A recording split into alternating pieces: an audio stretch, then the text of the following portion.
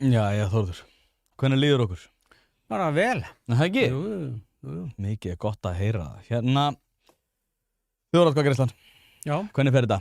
Heldurðu að nei hafi þetta? Heldurðu að já hafi þetta? Hvernig fer þetta fyrir þér? Nei, ég hafi þetta.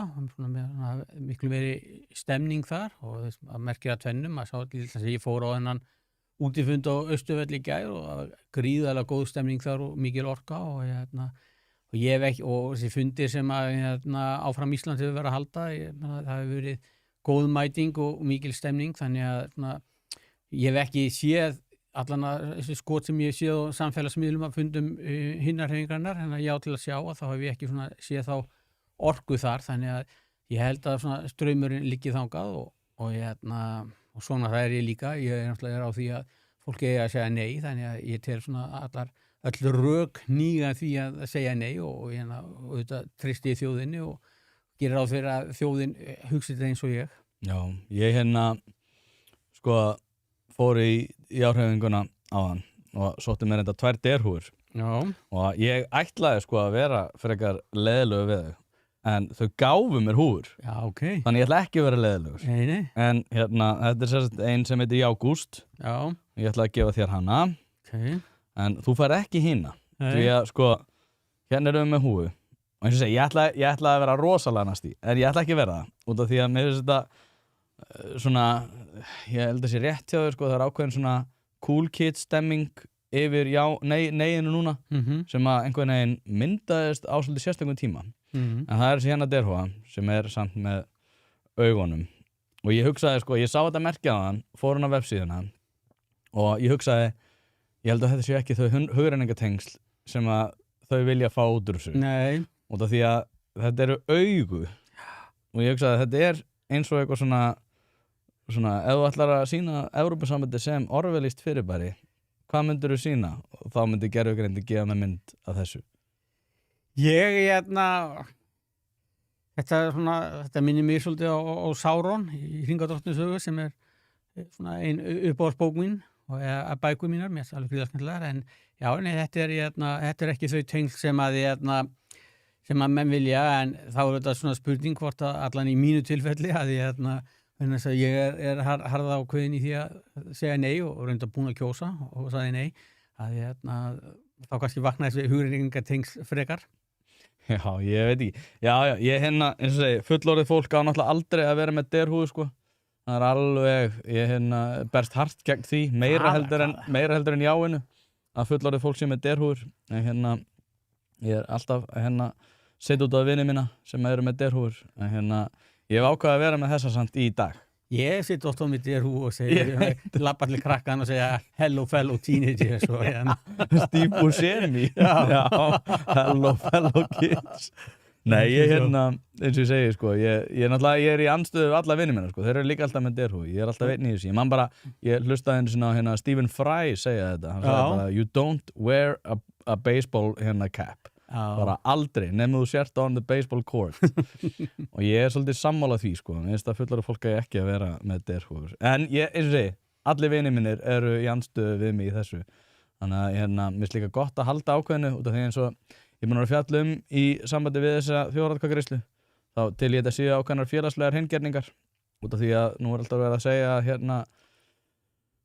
fjölskyldur séu að tvístrast og sundrung meðal vinahópa og eitthvað þannig, og ég tel að það sé frábært, út af því að ef að þín tengsl við þína nánustu höndla ekki þetta, þá eiga það ekkert að vera svona rúm, Já, vissi það, en maður er alltaf heyrst þetta og sumir segja og það er eitt sem ég benda til þess að sveiflan sé með neginu, að aðeila fólki sem er jámegin kvartu við því að þetta sé óvægin kosningabarátta og ómálefnalega annars slíkt, en ég tel þvert á móti að mér finnst þessi kosningabarátta hafi verið miklu betri en ég átti vona og það hafi verið meiri og fleira fólk láti til sín taka og nýja raddir heyrst og mér finnst það hafi verið miklu betri kosningabarátta en ég átti von á. Já. Og mér finnst það líka svo frábært að bæði jámegin og neymegin að það er fullt af fólki sem hefur kannski ekki verið áberandi í þjóðfélagsumræðinni hingað til og þetta held ég að sé algjörlega nauðsynlegt. Ég meina lýðræði er ekki áhorfendasport. Ég meina það þarf að koma frá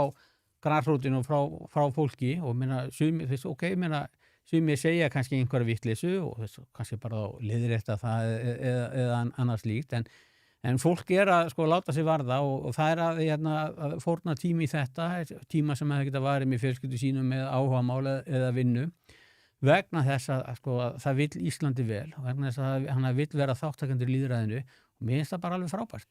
Já, ég sammála þessu. Ég hefur mitt mikið hugsað þetta. Ég líka búin að kynnast fullt af fólki sem finnst bara skemmtilegt sko. Hjálmar Vilhjálmsson til dæmis. Mér finnst Jónas Sagan mjög fín og gaman að tala við hann. Hann líka svona ég held að hann sé að þessu bara út af því að hann trúir því bara að þetta sé bara að kíkja í pakkan. Ég eftir á móti, þú veist, ósammála því. En eins og með Hjálmar Vilhjálmsson, hann kannski gengur aðeins lengra í sinni söluræði. En mér finnst þetta algjör topp maður þannig, sko. Já, en ég meina þess, ég held að þetta rétt matjaður allan að það sem ég hef séð til þeirra. En báðir að sko fórna tíma sínum og setja svona kannski ákveðin hátt, ég ætla ekki orða þetta og dramatíst, en þú veist að setja höfuðið við þið, þú veist, að stinga á hausnum út og segja, þetta það sem ég tel vera rétt og það þetta vegna þess að þeir vilja þess Íslandi vel og sama með fólki neymiðinn. Já, ég sammála þessu sko, líka svolítið skemmtilegt núna sérstaklega þegar fleiri að skipta sér að umræðinni og þá náttúrulega hrúast upp verkefni hjá fjölmiðlanefnd og því að þeir náttúrulega núna geta bara að skipta sér að fleira fólki sem að skipta sér að samfélagsumræðu og ef þú verður nægilega svona, atkvæðamikill í almennri umræðu þá náttúrulega eitthvað sem náttúrulega úrlausnarefni fyrir fjölmiðlanefnd blessunarlega. Jú, sko, þetta líka, sko, ég held að við nú talaðum þetta áður að kannski, það oft gætt mikill sko andúðar eða svona fyrirlitningar hjá mörgum sko meginstreins fjölmiðlum á hlaðvörpunum og öðru slíku og þetta læðist að manni sá grunu það sé vegna þess að þessi nýju miðlar hafa svona tekið hlýðvarðar hlutverkið af þeim og mér finnst núna sérstaklega í þessari baráttu sem ég tek best eftir því að þessi nýju miðlar hafa svolítið verið ráðandi í fjölmiðlumræðinni. Ég myndi halda þess að við tækjum saman til þess bara klukkustundinnar efni sem að þú hefur framleitt ESB-kostninguna, bæði já-megin og nei-megin og efni sem að RÚV hefur framleitt. Þá myndi ég halda að þetta væri svona 20 móti einum eða 10 móti einum. Og þá spyr maður sig þetta að ef að við viljum styrkja RÚV og neyða skakkgreiðendur til þess að leggja fé til RÚV til þess að halda upp í lýðræðislegu umræðu, hver þá tilgangurinn? Ég nefnilega, sko, ég alltaf minni hóverð að taka undir þessu. Nei, ég með RÚV, sko, ég náttúrulega, ég hef aldrei einhvern veginn náð algerlega að móta mína pælingar gagnvart RÚV. Ég ekki svona einhver harður andstæðingur en aftur á móti þá finnst mér þeir svona ganga fram á svolítið sérkennilegan máta og svo hugsa ég líka þá peninga sem að fara í þetta svona miða við ef við tökum krónu per klukkutíma af efni að þá það svolítið svona sérstakt vægi að mínum mati sem að þegar maður vegur þetta saman hversu miklu peningar að fara í þetta að þá það náttúrulega orðið svolítið skrítið. Ég hef myndi sagt að ég myndi aldrei, það myndi ástæðan fyrir því líka, ég vil halda mér sem ekki fjölmiðil út af því að ég náttúrulega vil ekki vera að taka mönduninu fjármagni. Hins vegar ef við myndum koma einhverju fyrirkomulagi þar sem að væri hægt að hafa þetta þannig að fólk gæti borgað, þú veist, valið á milli og þá væri það alveg skemmtilegt og þess vegna þetta sko sérstaklega pirrandi gagnvart því sem að gerast núna þegar ég að fá þess að sekt upp á 500.000 krónur frá fjölmiðlanefnd fyrir það að vil ekki skilgreina mig sem eitthvað ákveði að ég var eiginlega hálfpartinn út af því að núna eins og sér komin nýtt stúdíó og mér langaði svolítið að auka framleiðsluna og ég hugsaði svona ég get alveg fara að réttlæta það gagnvart sjálfum mér að fara að kalla mig fjölmiðil ef ég fer til þess að útvíkka þetta og dreifa efninu mínu á einhver fjölbreyttari máta. En það að ríkið sé að tróða því ofan í kokið á mér með viðeigandi kvöðum þá í ofanalag, það finnst mér bara, þá þetta orðið eitthvað galið. Sko.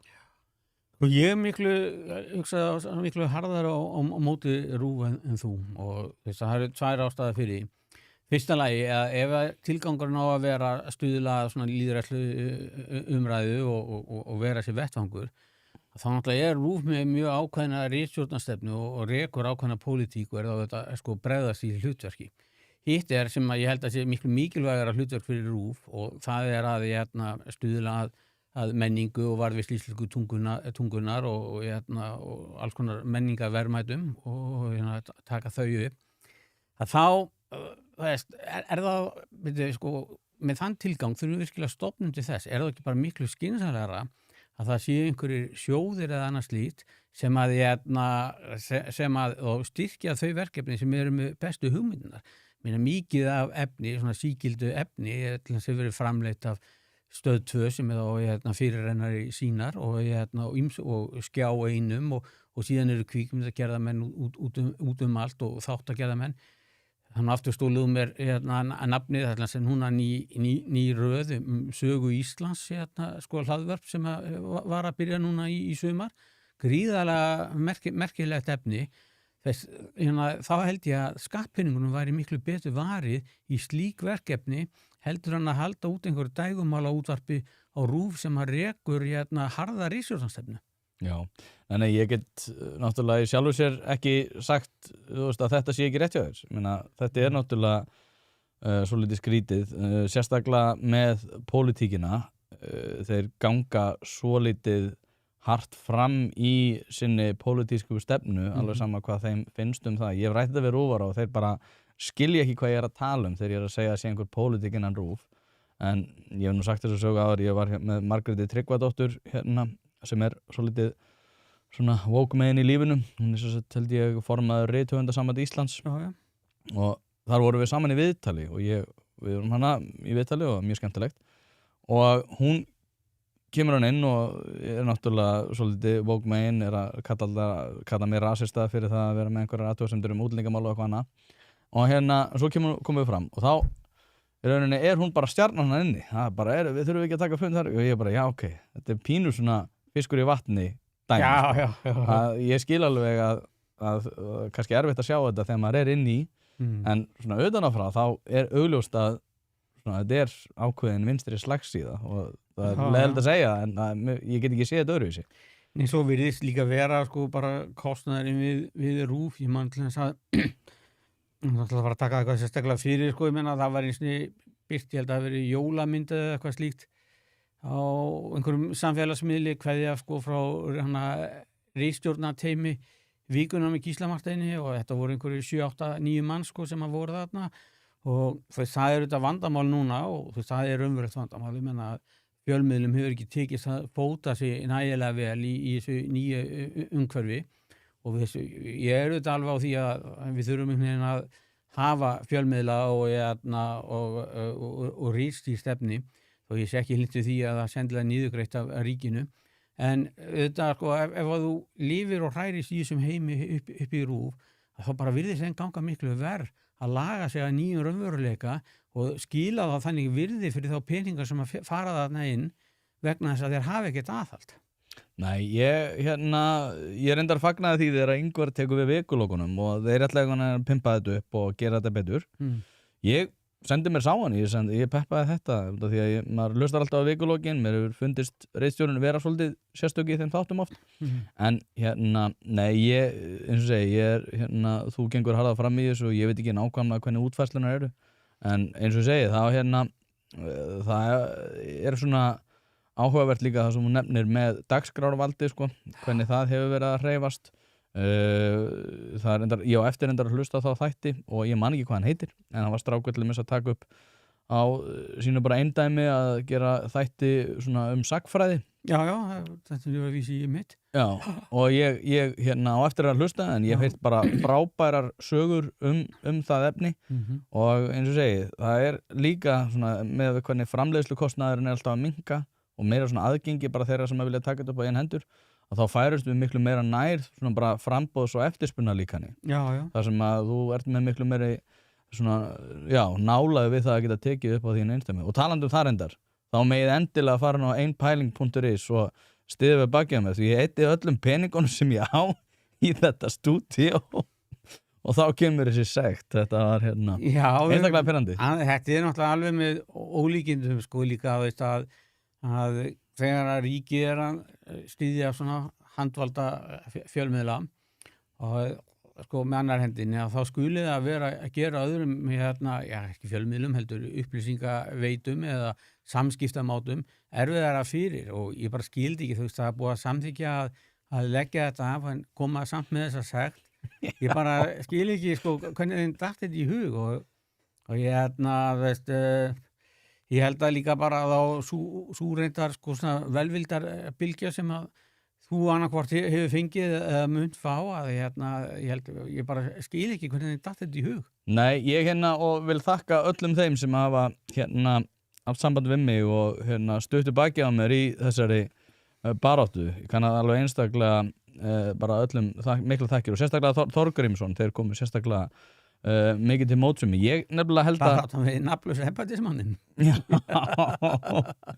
Þetta já, nákvæmlega.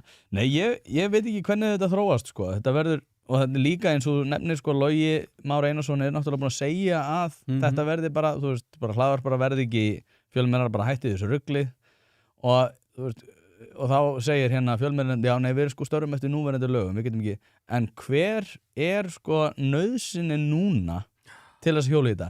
Rétt áður en að þing kemur saman, hann er búin að segjast alltaf að fara í þetta, að þá segir fjölmiðlanefnd, já, nei, hálfkúla. Og það sem er sérstætt líka við þetta er að ef ég er að muna rétt, gæti verið að fara með fleipur, þannig að þið takið mér sem smá fyrirvara. Ef þetta er rétt að hjá mér, sem sagt, að áður fyrir þá voru þetta dagsektir. Þar sem þetta var kannski 5.000 skall dag og svo tók dráttarvextur og blæti blað. En það varst allavega með eitthvað svigrúm. Nú er það bara hálfkúla borgaður. Ekkert svigrúm. Og ég hugsa með mér, þetta er svolítið sérstætt og er þetta ekki svona örugglega svona síðustu svona, já, ítök þeirra í að grípa til svona ráðstafana. Og það var eins gott að ná okkur áður en að lögunum verið breytt, sko.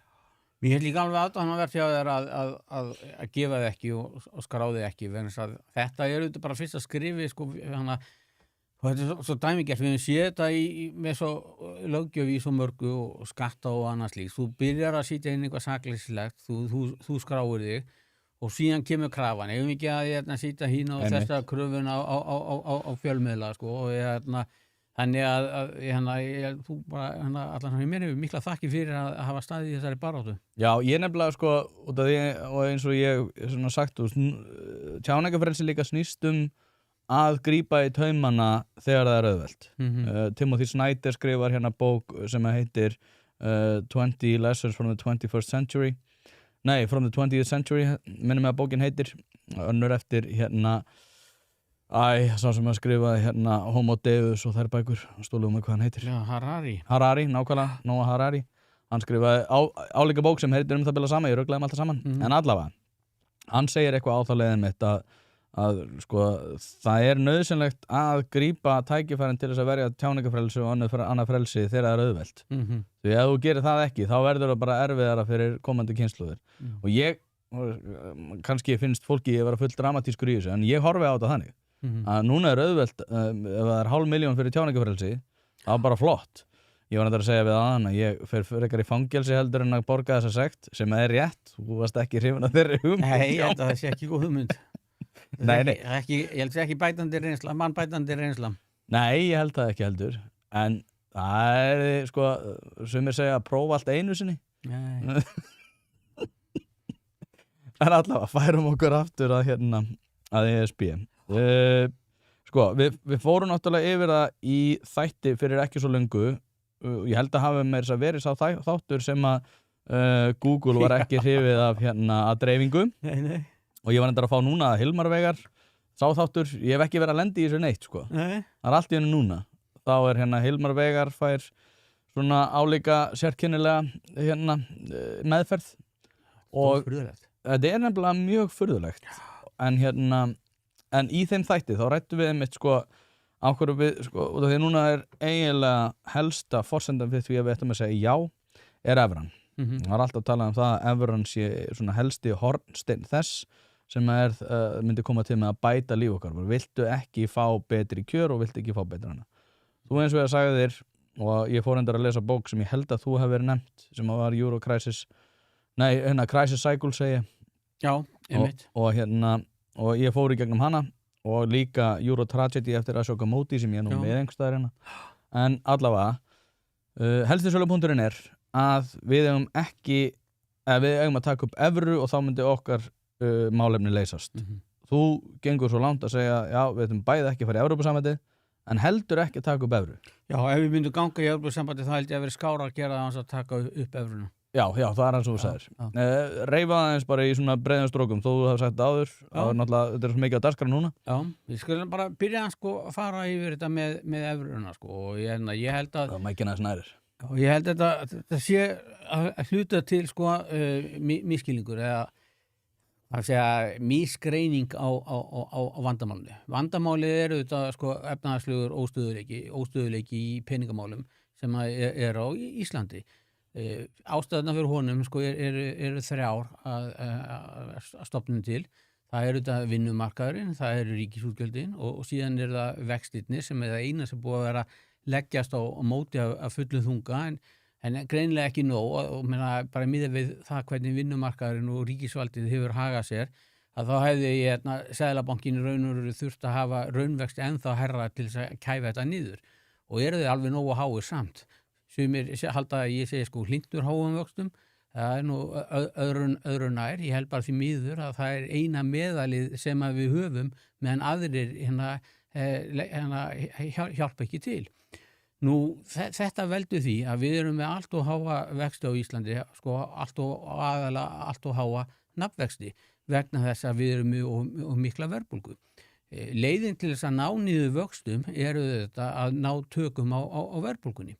Nú, sumir segja að ef við göngum í Evrópusambandið að þá leysist þetta vandamál á sjálfu sér. Það ekki rétt. Við sjáum til þess lönd eins og Rúmeníu og Búlgaríu sem hafa verið að glíma við mikla verðbólgu. Það hefur ekki leyst við það að fara í Evrópusambandið og það sama myndi ekki gera til okkur. Þannig að eins og Þorsteinn Víglundsson sem ég held að sé nú hallur undir jáið sagði við Stefán Einar í viðtali í spursmálum fyrir 2 eða 3 vikum síðan. Það alveg sama hvort að verið kosið já eða nei á laugardaginn, verkefni á sunnudaginn 30. ágúst, það alltaf það sama. Það að ná fram stöðuleika. Nú, ef við horfum til að mynda bara á munin, vaxtamunin á milli Íslands og annarra landa, að það útbreidd goðsögn að Íslands eina landi sem með verðtryggð skuldabréf, nánast öll löndi önnur eða stærstu hagkerfi heims, Frakkland, Bandaríkin, Þýskaland, Svíþjóð og svo framvegis með mjög virka markaði í verðtryggðum skuldabréfum. Þá vaxtamunurinn á milli Íslands og þessara landa sérstaklega í löngum verðtryggðum skuldabréfum, svona á bílinu hálft og upp í svona þess kannski 0,8%, fyrir stundum upp í 1%, ég held að mest fari 1,5%. Svona smá fyrirvari að ég að tala eftir minni og þetta vaxtamunurinn. Og en síðan ef við horfum á nafnvaxtabréf, óverðtryggð skuldabréf, að þá munurinn miklu meiri. En sá munur, hann helgast af miklu hærri verðbólguvæntingum á Íslandi. Það kannski líka, myndi halda núna kringum 3,8%. Og auðvitað ef við náum verðstöðuleika og við náum trúverðuleika þeirra stefnu, að þá fer sá munur niður og í átt að hinu. Það ekkit augljóst að verðtryggðir vextir hér myndi fara niður í það sama og úti, en gefum okkur að það fari einhverju nær. Þá spurningin, ef við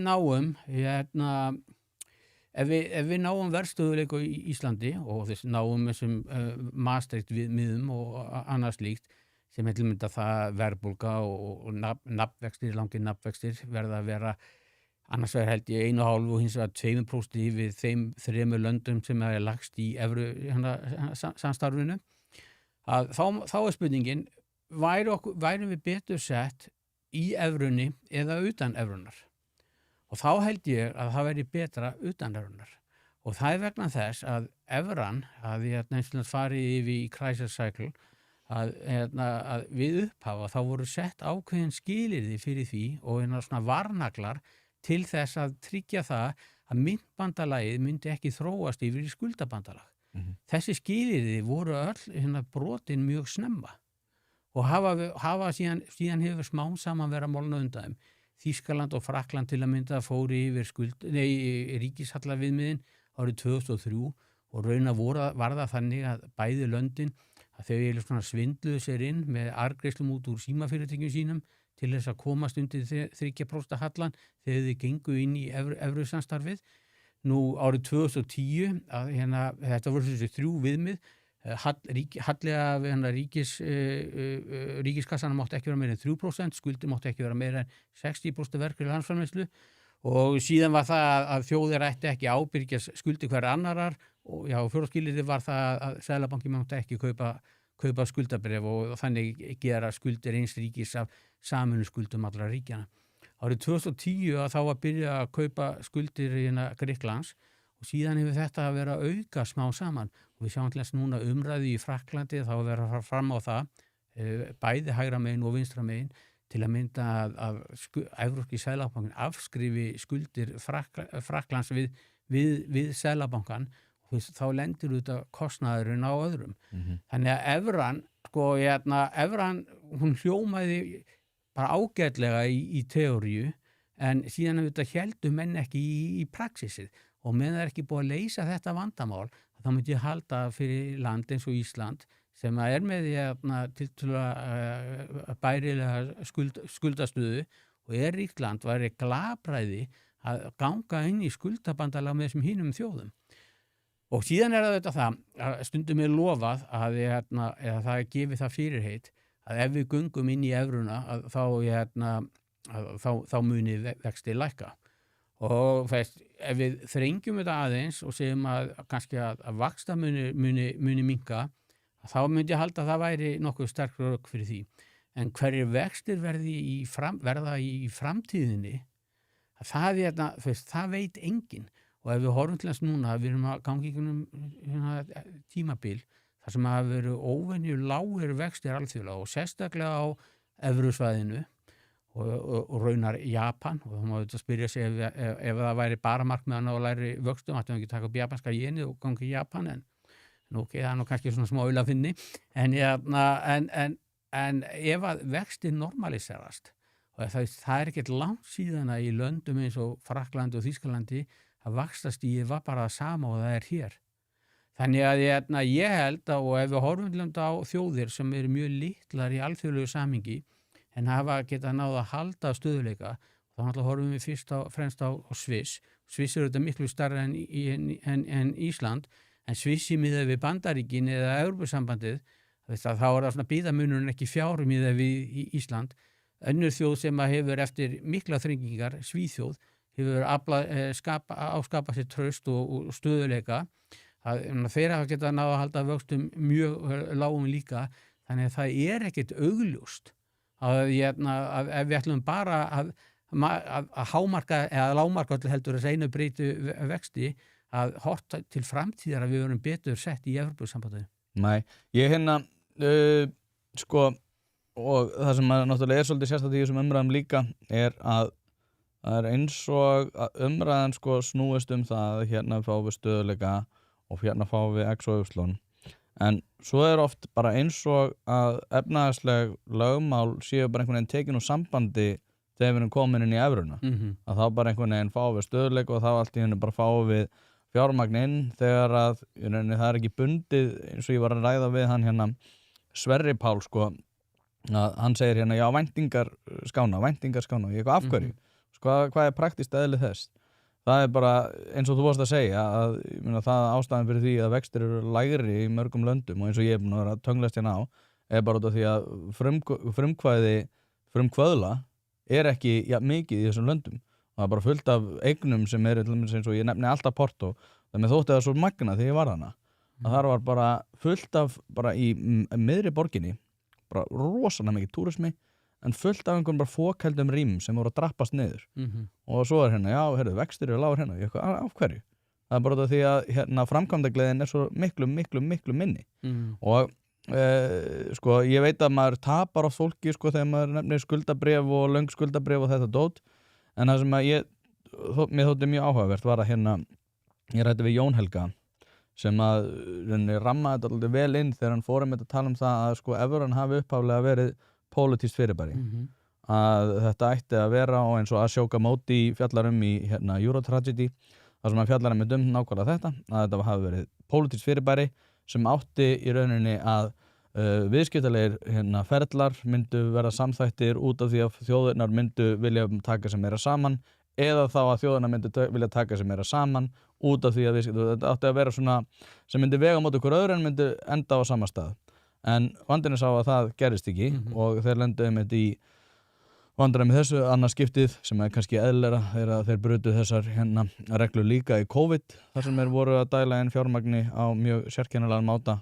Við brutum líka stöðuleika reglur okkar en það voru alltaf öðrum forsendum þegar þú vorst að dæla fjármagni á mismunandi svæði með sama gjaldmiðil þannig að fer það svolítið rugl þegar svona mörg lönd undir.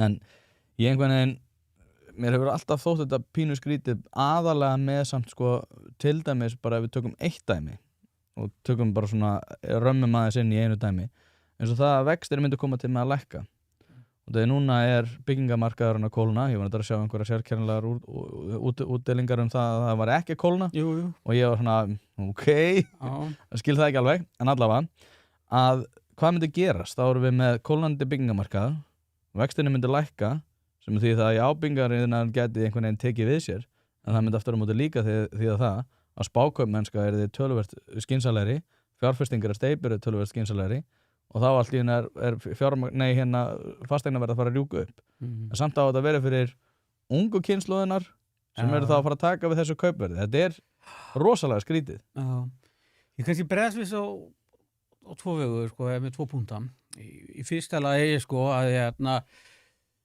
þá myndi ég halda og myndi segja sko hver ástæðan og svona ég myndi halda að ef að Sverrir Páll sæti hérna með okkur að svona sterkustu rök hans gætu verið að með því að fara í Evrópusambandið að þá myndum við fá þetta aðhald að það myndi hjálpa okkur og þetta var mikið talað ríki eins og í Ítalíu og Grikkland að þau myndi fá aðhald frá Evrópusambandinu en gallinn við það bara aftur sem ég var að segja sko hvernig hefur molnað smám saman undan þessu regluverki þessari umgjörð evrunar þetta aðhald hefur ekkert verið til staðar og ég nefnt það að Finnland sem að þeir fóru fram á að fá veð þegar var lánað til bæði Spánar og ég held Grikklands hvað senn á bilinu 2010 til 2012 þannig að þá voru þeir mjög vel sett þjóð og þá skulduðu þeir hlutfarslega með þetta, þá voru þeir með 30-40% af verkið landsframleiðslu í skuldir og þeir voru harðir með norðurblokkinni sem stóð á móti í suðurblokkinni svo þetta var sett fram í öllum fjölmiðlum og öllum æsingdum að suðrið átti að vera svo latt og vitlaust en menn svo góðir í norðuri. En þannig að þetta aðhald, það hefur ekkert virkað og ég nefndi að áðan að bæði frakkar og þjóðverjar í raun og veru sveigðu reglurnar til að standa Maastricht-skilyrðin. Ítalía og Grikkland, þeir náttúrulega gerða líka og Grikkinni beinlínis svindluðu og svo þegar allt fór í skrúuna það þóttust allir vera voða hissa en það vissu þetta allir. Þannig að aðhaldið það verður alltaf að koma frá okkur og aftur sko þetta að ég held að við verum betur sett utan evrunar. Ef við förum inn í evruna og evrusamstarf og tökum upp þetta fastgengi og ef við misstígum okkur, ef við erum ekki búin að ná tökum á vinnumarkaðunum, ef að ríkið ekki búin ekki búin að ná tökum á ríkisrekstrinum að þá lendum við miklu verri kreppu vegna þess að þá getum ekki nota gengið til þess að jafna út vitleysuna eða stróka út mistökin. Heldur mun það gerast annars vegar með mikil skuldasöfnun erlendis og svo með því að raungengið það mun hækka og það þýðir bara í raun og veru það að bæði verðlag og laun og Íslandi eru miklu hærri og allt og há í miða við í öðrum löndum.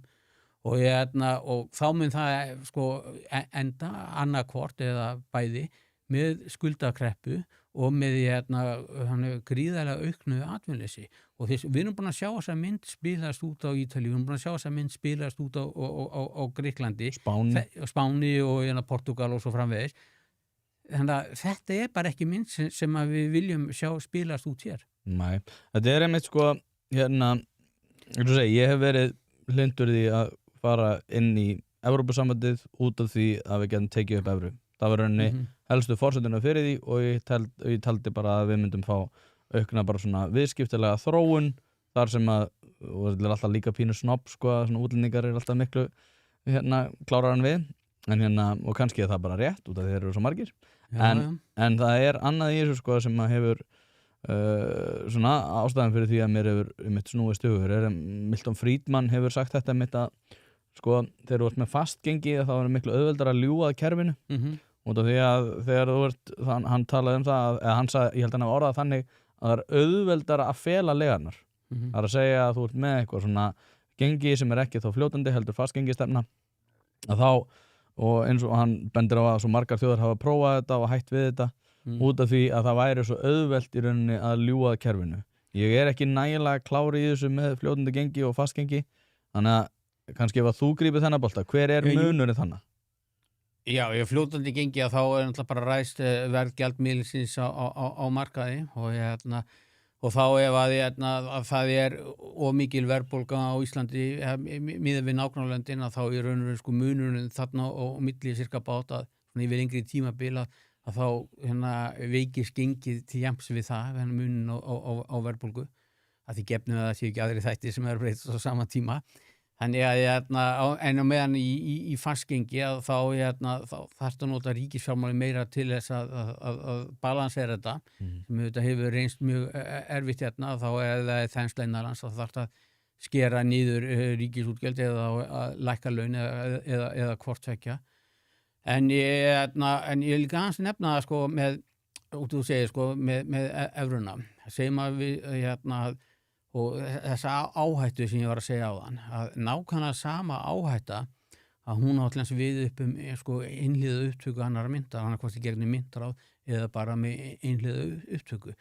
Munurinn hins vegar, það sem ég myndi segja sko, ef við ættum að valið stendur milli þess að ganga í samstarfið eða taka upp einhliða, þá myndi ég alltaf mæla með einhliða eða myndráði.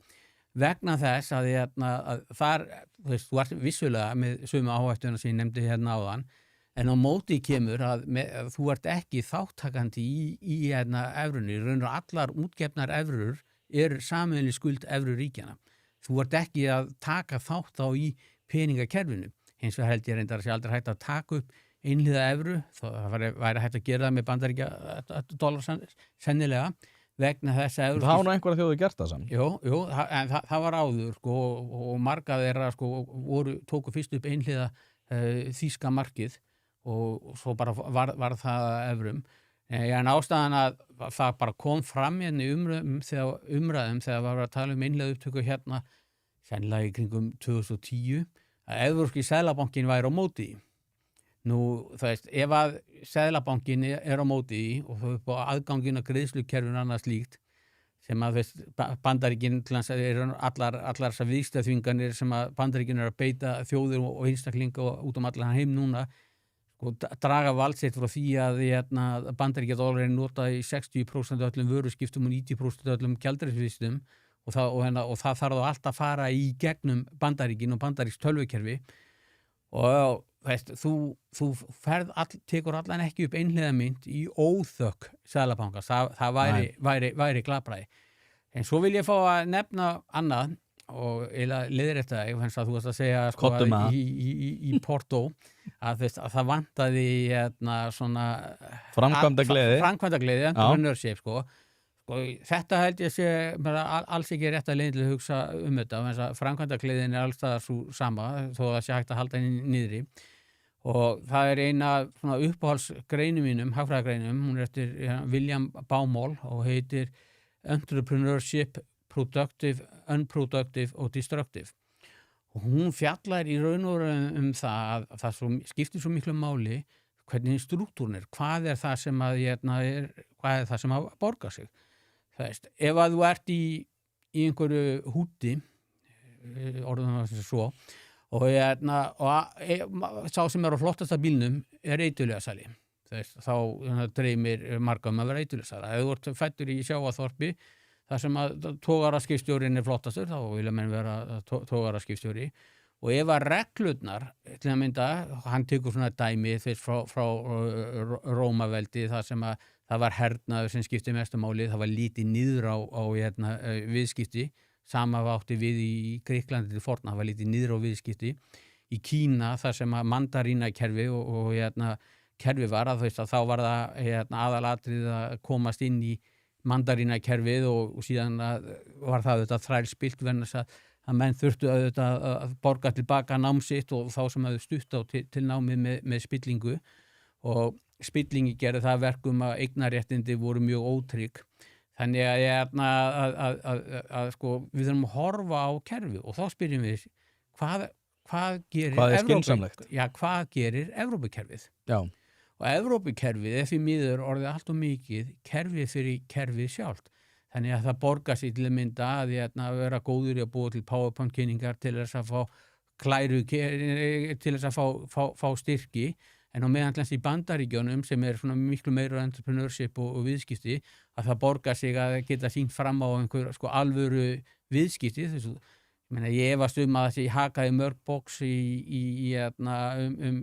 kolefnisjöfnun í Silicon Valley að meðan að það kannski lykillinn að því að fá úthlutað peningum í Evrópusambandinu.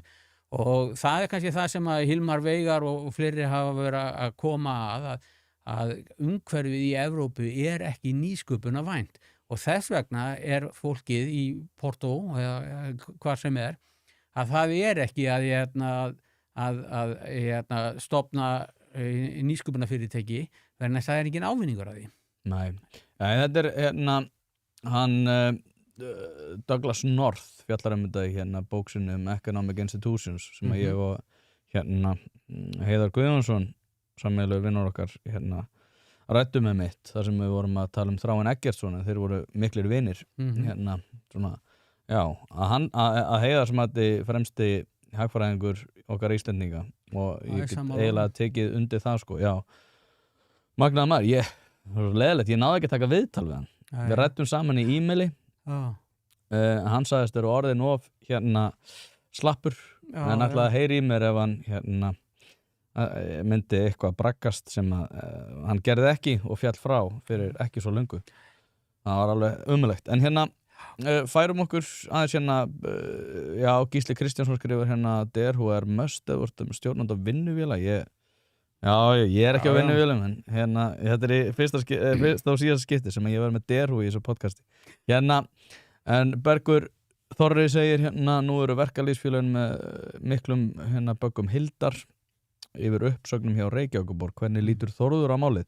Svona smá sidestep. Já, ég er mjög ánægður og þarna að Hildur sé að taka til og ég er að vona að sjá miklu stærri skref framundan í þeim efnum og ég ætti þetta alveg kostulegt að lesa í Mogganum í gær þar að segja, eða var að fyrradag, hann var miðvikudag eða fimmtudag þessara viku svona viðbröð minnihlutans að það var ekki búin að fara fram nógu margar greiningar á þessu og það var beðið eftir stjórnendagreiningu frá því í janúar en staðreyndin svo að ef við bara horfum á síðustu peningamál frá Seðlabankanum sem sem sé rítið sem þeir gefa út á sama tíma og þeir tilkynna stýrivaxta á kvörðun að þá samdráttur á vinnumarkaði á Íslandi og stýrivextirnir eru virkilega að bíta en þeir eru bara að bíta á almennamarkaðinn, þeir eru að bíta á einkageirann en á sama tíma gríðarleg fjölgun opinberra starfsmanna. Ef við horfum á glærukynningu frá Seðlabankanum frá því í mars að þá sjáum við að ef við horfum á launaþróun í Íslandi þá var hún að meðaltali búin að vera eitthvað rúmlega 8%. Það rúmlega 6% á almennamarkaðnum, 10% rúm hjá ríkisstarfsmönnum án kennara og rúm 17% hjá kennurum. Og þannig að það kannski spurning framboð lögmáls og eftirspurnar einhverju leiti. Ríkið og hið opinbera hefur verið að þenjast út. Og þetta gerir það að verkum að að stýrivaxtaákvarðanir Seðlabankans hafa svona lítil áhrif eins og við fórum yfir í síðasta spjall okkar að þá ef að fyrirtæki verður fyrir miklum kostnaðarhækkunum að þá verða geta reynt að hækka verð en það er takmark fyrir hvað markaðurinn þolir í því og svo að hagræða rekstri sínum. Ef að aftur á móti opinber stofnun verður fyrir kostnaðarhækkun að þá bara auka framúrkeyrsluna og þrátt fyrir það í stjórnarskránni segja að það megi ekki greiða neitt út úr ríkissjóði nema heimild sé fyrir því í fjárlögum að þá hefur bara verið algjört stjórnleysi í þessum efnum á Íslandi og þetta er eitt af því sem við verðum að ná tökum á til þess að ná tökum á verðbólgunni. Ég skil ekki alveg, eins og þú segir, sko, ég skil ekki alveg hvernig þetta hefur verið leyft bara, að þessu hefur verið leyft einhvern veginn bara að malla áfram. Mjög skrítið. Nei, þetta er bara, það vantar þarna inn einhvern svona, ég gæti sagt orðið metnað, en það er ekki, það er kannski ekki alveg orðið, það bara vantar inn svona agaðan kúltúr og þetta hefur vantað í mörgum öðrum þjóðum en suma þjóðir hafa náð tök á þessu, aðrar ekki og forsendan fyrir því við náðum tök á þessu er það held ég að stjórnmálmenn fara að taka þetta alvarlega og þeir svona síni leiðtoga hæfileika. Já, en þannig að kemur rauninni inn á sama punkt og varst að tala áðan, sko, sem að ég get tekið undir að, ég meina, ég er náttúrulega að pæla mjög mikið í hvatastýringakerfum og sérstaklega svona félagslegum hvatastýringakerfum sem einmitt Douglas North í Economic Institutions fjallar mjög mikið og Why Nations Fail og þar fjallaði náttúrulega bara með mjög góðri og djúpri greiningu það af hverju þriðja heimsríki eru að verða undir. Það er ekki út af því að þeir eru eitthvað heimskari eða eitthvað þannig. Nei. Það er bara út af því að hvatakerfið er bara, eins og þú vorst að segja, það er skynsamlegra að vera óskynsamlegur og við höfum náð að byggja okkur struktúr sem byggir á við reynumst reyndar aðeins síðast bók Max Weber, hvort hún var leiðilega ekki. Hún er náttúrulega objektíft leiðilega. Ég fór aftur að lesa hana ég ætla að vera hreinskýrin, ég ætla að klára hana alveg og ég var svo mikið með þetta í hausnum að þú hefði verið að segja að hún væri leiðileg að hún varð aðeins leiðilegri, þannig ég ætla að pirraða út fyrir það en allavega það er náttúrulega samt að við höfum verið að taka skref í átt af því að það er skynsamlega að vera óskynsamur á Íslandi og það er ekki gott og það er líka kannski ég man þegar Áslaug Arna talaði það var náttúrulega að leggja áherslu á stemgreinar og hún var bara útmálaður sem einhver fasisti sko. En þetta hefur einhvern veginn verið leyft að lulla áfram að það er bara stanslaust sko, skynsamlegra að vera óskynsamur og óskynsamlegra að vera skynsamur. Skattahækkan náttúrulega vega að mínum að þetta hvað þingst þarna sko. Já, ég meina það er bara það sem vantar og það er það að við hættum að spyrja hvernig við getum sko fóðrað skepnuna og förum að spyrja hvernig í hvað fara allir peningarnir og það verður sko forgangsröðun hlutverk stjórnmála eða svona rekstur ríkis og bara rekstur fyrirtæki allt það er að forgangsraða þú tekur eitthvað eitt frekar en eitthvað annað en við erum alltaf komin á þann stað að fyrst skilgreinum við í raun og veru hvað svo kallar þarfir eða réttindi það er að búa að gera náttúrulega allar þjónustu að réttindum mannréttindum á mannréttindum, já, og síðan er bara farið í það eins og núverandi ríkisstjórn kallar það sko, aðhald á tekjuhlið og liðrétting og sköttum og svo koll á kolli en það verður að fara að skoða hvernig við ætlum að ná tökum á og í hvað peningandi fara og hvernig við ætlum að ná tökum á rekstrinum og það er alltaf þannig, alveg sama hvort það sé ríki,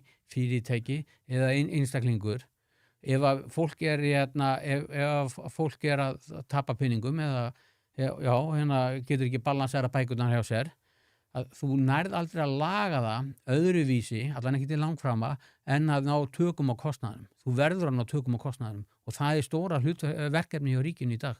Já, ég get tekið undir þetta sko ég veit ekki alveg ég ætla ekki að fara að segja ég veit ekki hvernig á að balansera þetta en eins og ég segi það ég til að sé að gera það í gegnum skattkerfið þar sem að verður bara skynsamlegra að vera skynsamur og að vinnu sem á elja sé kannski eitthvað sem við fyrir meira að einbeita og græða í skólakerfinu fyrir ekkert heldur en það allt séu mannréttindi og að skynsamur skynsum leið til að nýta þinn tíma sé að fara með krakka fyrir framan Alþingishúsið eða góla á steypu út af loftslagsmálum. Það bara óskynsamlegt en færum okkur aðeins nær og tökum þetta í svona meira hvað ég að segja, banal hjal. Umræðan þessi mál, Evrópusambandið og allt það. Það sem hefur komið mér á óvart sko, Kristrún ætlaði náttúrulega alls ekki að taka þátt og hún náttúrulega, hún þarf nauðsynlega á neyjun að halda, eins og ég fjallaði í síðasta þætti, til þess að viðhalda sínum pólitíska ferli sem forsætisráðherra, út af því að Flokkur fólksins náttúrulega ekki að fara að sprengja Flokk fólksins með því að vera í 2 ár í aðildarviðræðum að peppa þau en samt einhvern veginn vera efins. Þannig að það alveg fyrir séð. En hún setur svolítið mikið pólitískt kapital akkurat núna. Já. Sem að kom mér pínu óvart með við það, hún þarf náttúrulega nauðsynlega á neyjun að halda. En hvernig lestu svona í stöðuna ríkisstjórnin, nú erum við komin meira í svona, eins og ég segi, svolítið svona 30.000 fötin að spá fyrir og eitthvað þannig, sem ég veit að þú ert rosalega hrifin af. Hvernig horfir þetta við þér? Nú vitum við ekki hvernig þessi kosting fer, en ég meina ef að kostingin fer já, þá það mun að styrkja ríkisstjórnina. Það? Já. Ég myndi að held sko, þá munið þau geta svona haldið áfram og reynt að hafa þetta svona sem hlýðamál. Ég held hins vegar að þá taka miklu erfiðari verkefni við, þess að þá verða þau líka, þú veist, þá eru bæði að fara í þetta og að fara í fara í að ná tökum að efnahagsmálum. Ef það verði nei aftur á móti, við talum ekki að það verði 55% eða meira sem segir nei, sem að skoðanakannanir vísu benda ekki til, að þá verður þetta mikið högg fyrir ríkisstjórnina. Þá ríkisstjórnina að fara inn í það að vera með kjarasamningu uppnámi, verðbólgu í 5,6%, hafa fengið kjaftsök í sveitarstjórnarkosningum og ég ætla að segja það á einhverju viðtali, þá sagði Þorgerður sko, hún var spurð því hvort hún ætlaði að segja af sér sko, ef hún myndi tapa kosningunni og hún sagði þetta það fráleitt að vísa mál til þjóðar, að það var einhver refsing fyrir það að vísa mál til þjóðarinnar, en þá byggir svo röksemd held ég svolítið á þeirri forsendu að þetta sé bara að vera bara að vera að sjá og gá og ég veit ekki hvað sko, einhvern samning. En ef að 55% segja nei eða 51% eða 50,1%, þá kemur í ljós að meiri hluti þjóðarinnar lítur alls ekki á þetta sem einhvers konar upplýsingaröflun að fer til Brussel, heldur lítur á þetta sem pólitíska skuldbindingu til þess að gangi Evrópusambandið og gera aðlögunarsemning að því. Og þá þýðir það alveg sama hvernig sko, hún horfir á þetta, eða hvernig ríkisstjórnin horfir á þetta, að stjórnin búin að tapa gríðalegu pólitísku kapitali.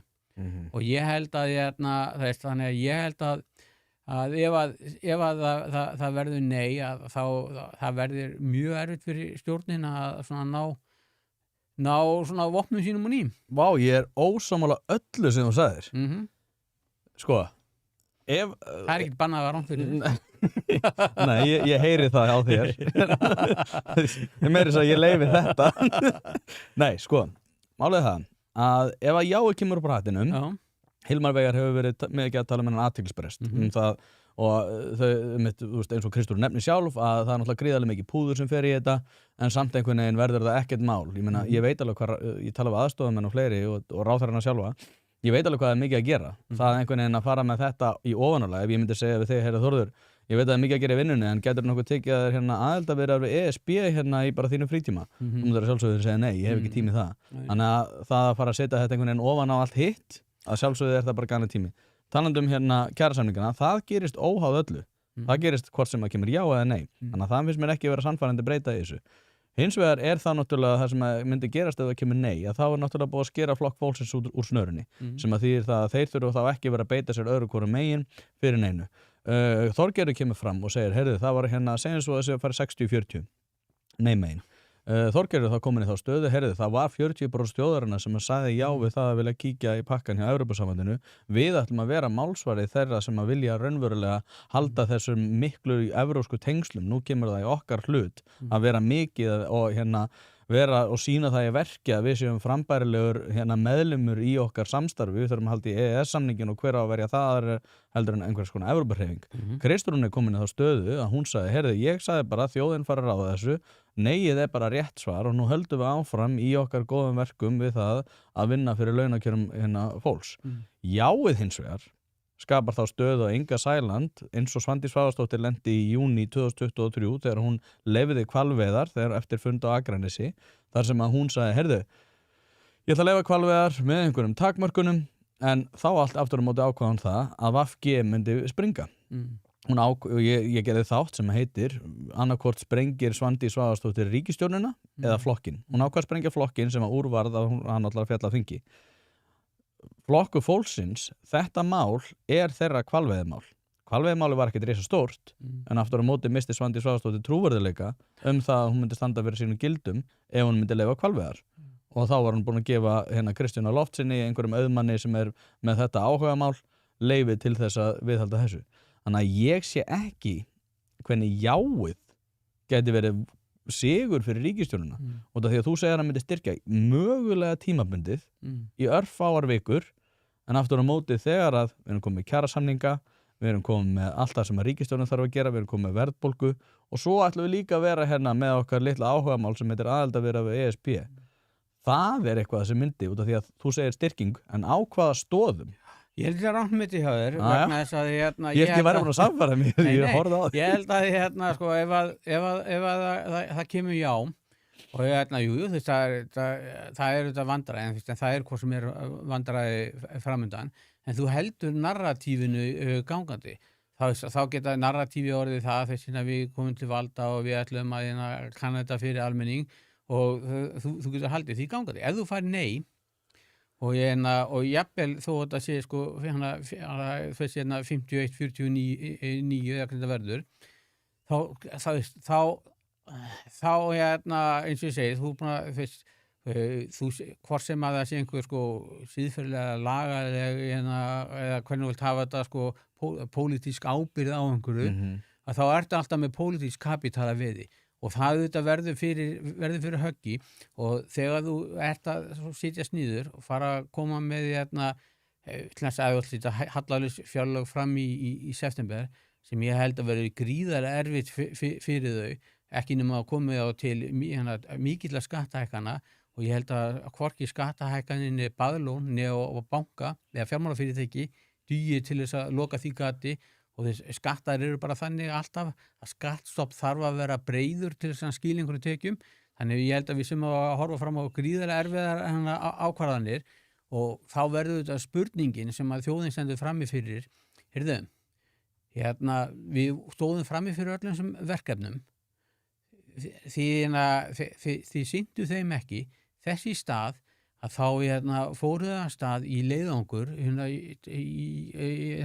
aðeldarumsókn sem engin spurn var eftir það var engin grasrót það var engir aðilar á vinnumarkaði, það voru engin samtök eða einstaklingar, það var engin að spá í Evrópusambandinu fyrir en Viðreisn setti þetta mál á dagskrá og gerði augljóslega að skilyrði fyrir að fara í ríkisstjórnarsamstarf.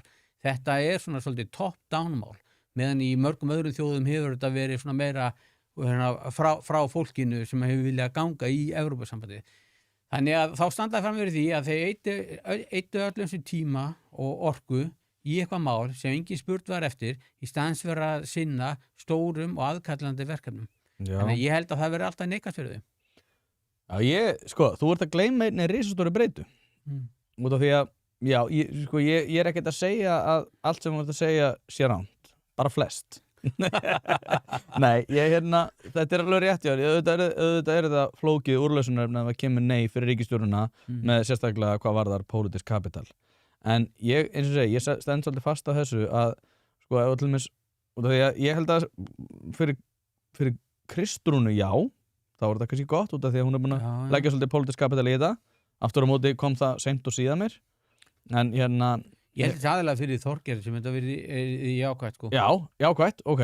Höldum þessum breytum föstum. Þetta er jákvætt fyrir Kristrúnu og Þorgeiri. Ok.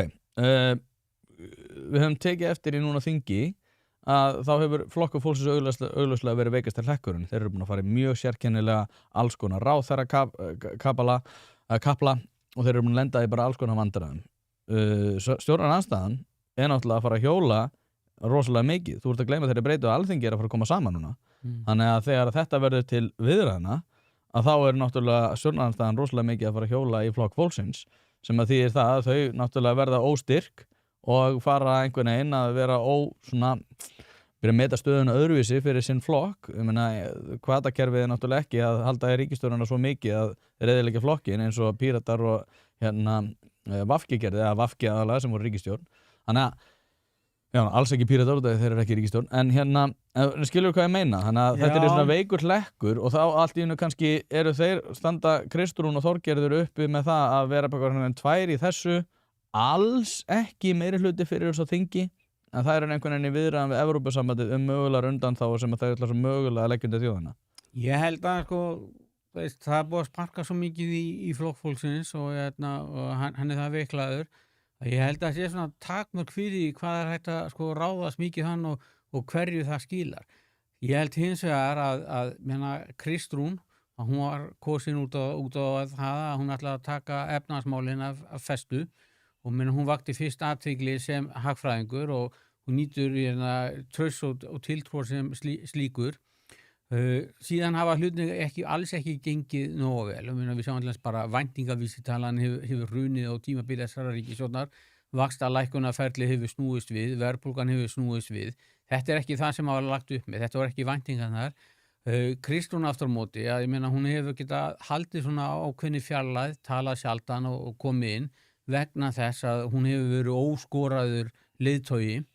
Þannig að þetta er allt fasta breytur og því hvort það komið já eða nei. Býtu, nú er ekki búin en ég held að og sérstaklega með neigi að með þessu að það eru miklu meiri vandræði að ég myndi, ef ég væri stjórnarandstæðingur og væri að keppa með atkvæði, þá myndi ég setja allan fókus á að gagnrýna Kristrún núna, ekki Ingu Sæland.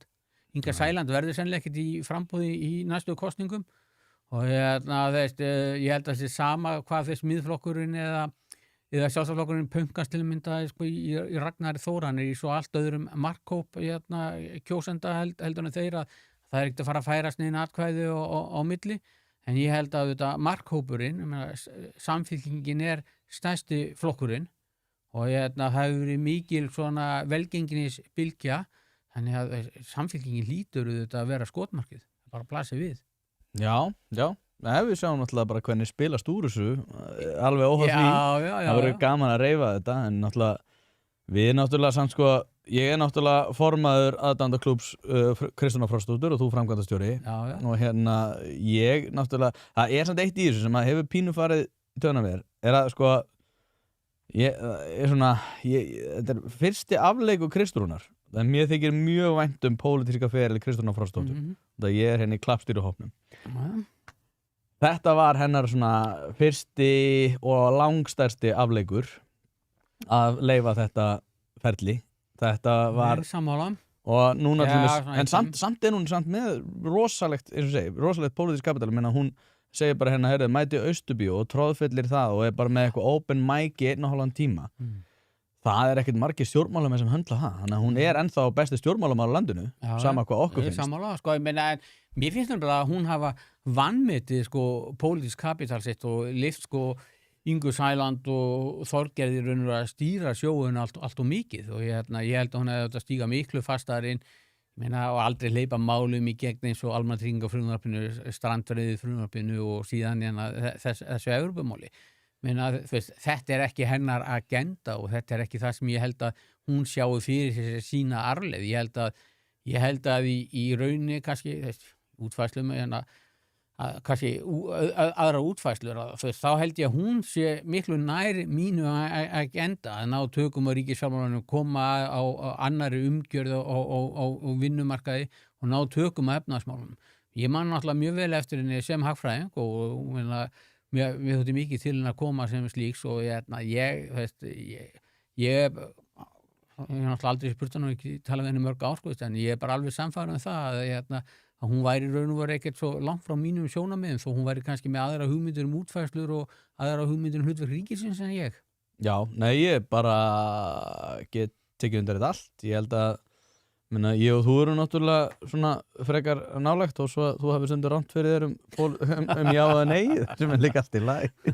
Nei, ég sammálaður sko sem að ég man bara líka fyrst þegar ég hitt hana sko, þá kom hún í viðtalið, sagt þessu sögur svo oft, þá kom hún í fyrsta skipti og þá var hann ekki komin á þing og þá var ég bara, neður breytan komin sko. Það var svo augljóst og margir að líkinni við Ingibjörgu Sólrúnu. Ég svona eitthvað ég held að sé jafnvel meira en ég náttúrulega var ekki, ég var bara krakki þegar Ingibjörg Sólrún var svona að rísa sig hvað hæst. En þetta er ég sammálaður með og ég hef ekki reyndar leitt hugan að þessu sko, hversu mikil völd hún var raunverulega með þegar hún tekur þannig við. Svo litið svona kannski hægt að segja saman Sjálfstæðisflokkinn á seinna kjörtímabili síðasta þar sem að hann var bara svona tilbúin einhvern veginn að sveiflast með vindum, hefði náttúrulega bara átt að ljúka þessu þá sem að þeir náttúrulega viðurkenna núna svona eftir á skýringum sko. En ljúkum þessu á einu svona síðasta sem við ætlum að nefna sem að er umræður Trump og að hann sé ástæðan fyrir því að við höfum að ganga hann inn. Hvernig svo bara fyrsta sem kemur í hugan. Já, fyrsta sem kemur í hugan er auðvitað það að Bandaríkin ekki Trump og Trump verður ekki eilífur og öðrulagi er þetta það er ekkert að gefa okkur ástæð til þess að ætla að Trump sé sko illviljaður Íslendingum eða að það hafi dregið úr gildi varnarsamningsins. En svo þegar Gauti B. Eggertsson sagði eitthvað get the fuck in, they fucking hate you þegar það var í Silfrinu. Það var það til umræðu sko hvort að við ættum að fara inn í Evrópusambandið og einhver var að spyrja, þið ekki örugglega í Evrópusambandinu? Og hann svara nei og þá sko hefði einhver bandaríkjamaður sagt honum sko að Bandaríkjastjórn hataði okkur sko og þess vegna ættum við að drulla okkur inn og ég var svona, Já, en síðan er þetta spurning sko með varnarmálin og þá er þetta hvernig var hringja í ef á okkur ráðið svo framvegis og augljóslega að þá þarftu að hringi þann sem að getur varið þig. Menna, Evrópa núna getur raunur ekki varið sig og það er bara viðurkennt og þess vegna vilja þeir auka hernaðarútgjöld.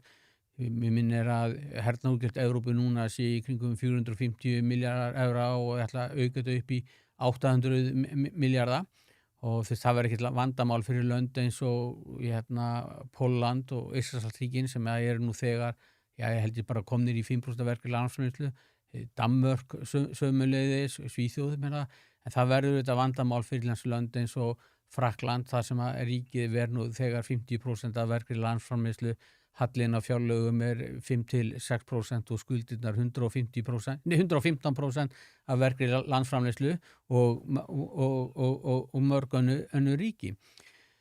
Og síðan maður horfir á ógnina, menn náttúrulega eru bara fyrst og fremst að horfa á ógnina af Rússlandi og síðan sko ef að Rússar fari í enn meiri útþenslu, þeir hafa auðvitað sýnt það í ýmsum ríkjum, nú síðast Úkraínu, að þeir eru til alls líklegir. Hver er þið leið þeirra inn í Evrópu?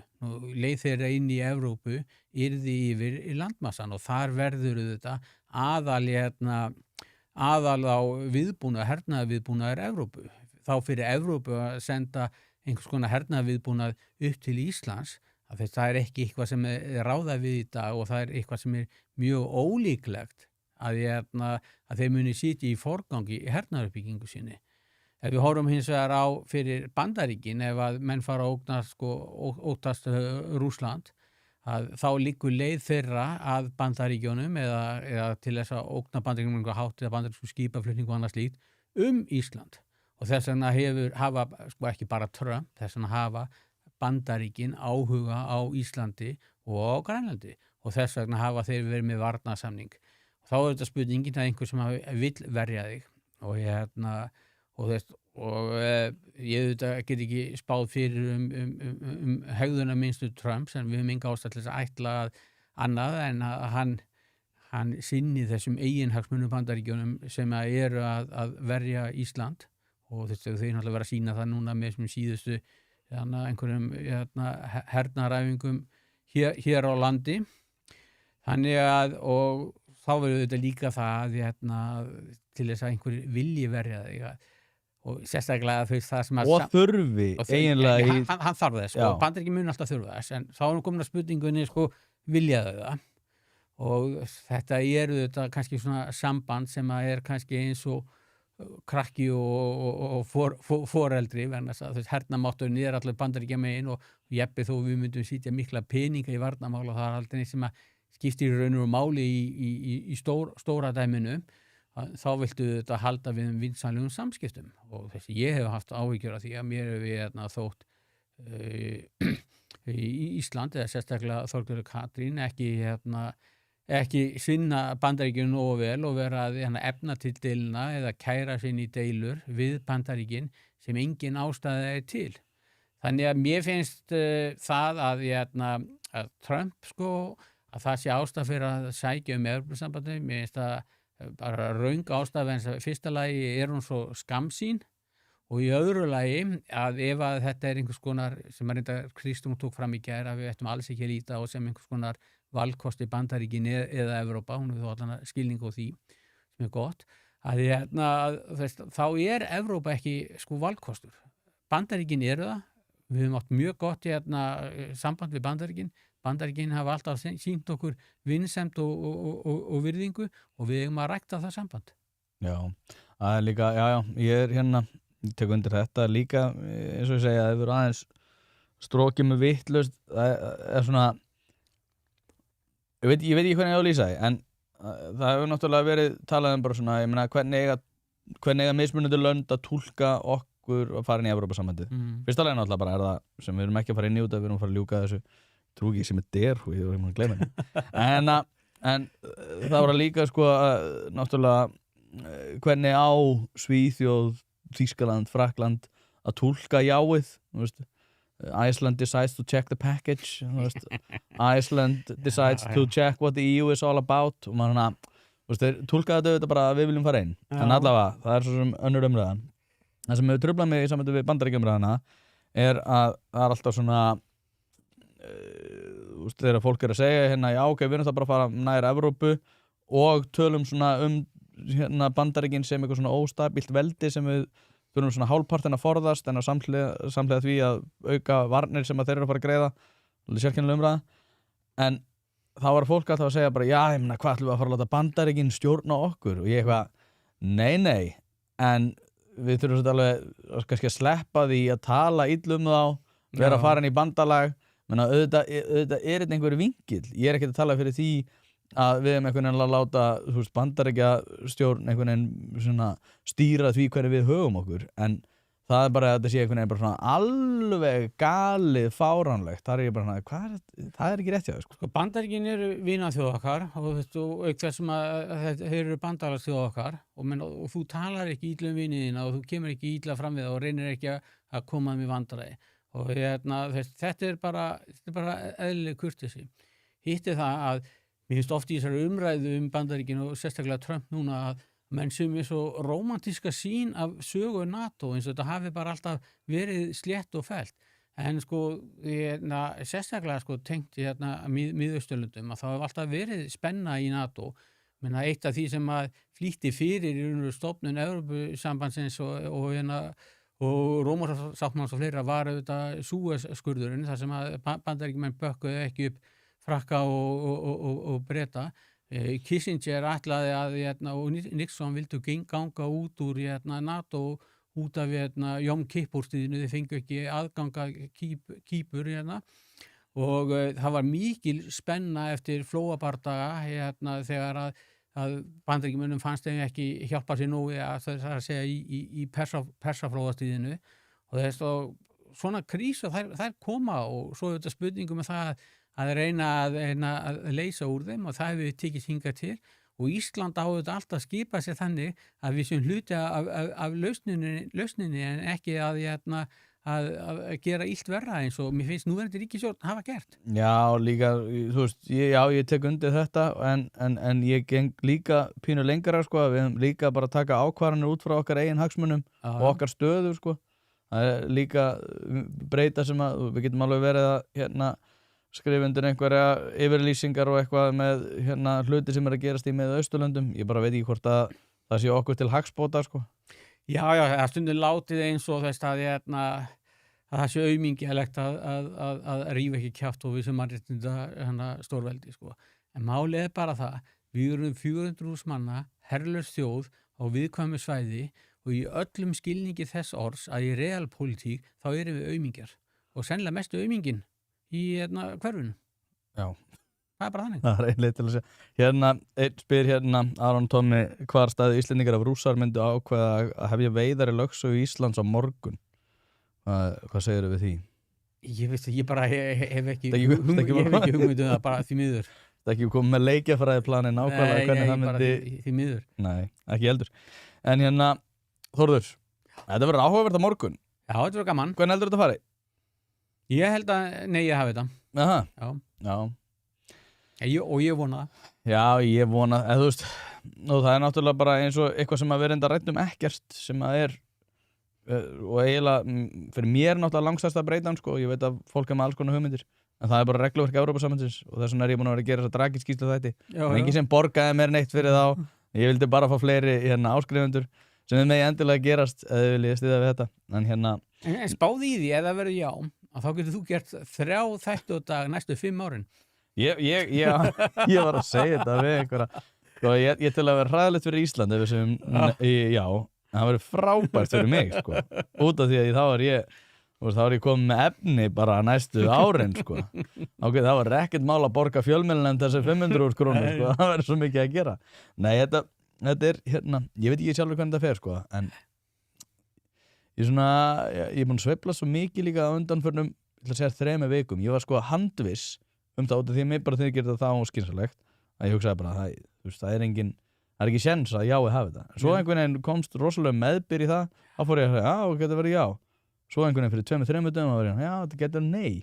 En nú er einhvern veginn alveg blank, sko. Já, það má alveg svo sem segja þetta, sko, að sjá og þetta með samningina það virkaði svolítið og þetta var alveg frábær grein sem að Birna Bragadóttir skrifaði og vísi, bara held ég, já, í vikunni, þetta fyrir 7.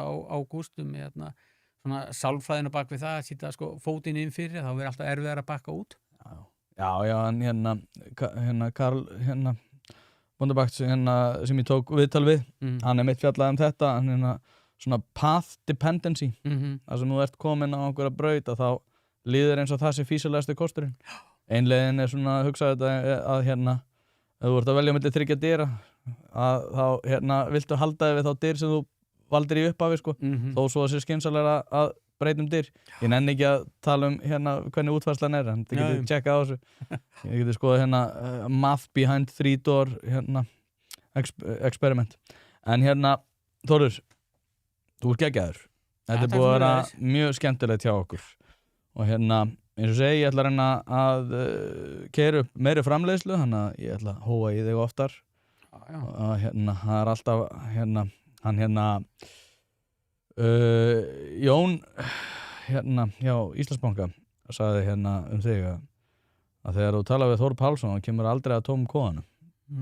Það er rétt og ég veit að þú myndir taka undir en þú ert svo hóvæg. Ég reyndar sko, ef ég fara komin ofta sko, þá mun ég alltaf þurfa og það klúður hjá mig ekki gert það fyrir þennan þátt en ég hef þurft að ræða við lögmann minn það hvort að ég gæti einhvern hátt orðið með sig og gagnvart fjölmiðlanefnd með því að mæta til í svona óskráðan fjölmiðil eða hlaðvarp. Ég gerir ráð fyrir því að það sé einhver núna að vinna einhverju lögsókni á fjölmiðlanefnd. Þetta verður allavega einhvern veginn. Heyrðu, takk hérlega fyrir að koma. Takk svo mjög. Við sjáumst fljótt, örugglega kannski á morgun eitthvað á förnum vegi, vonandi. Takk fyrir að koma og þá getur næst.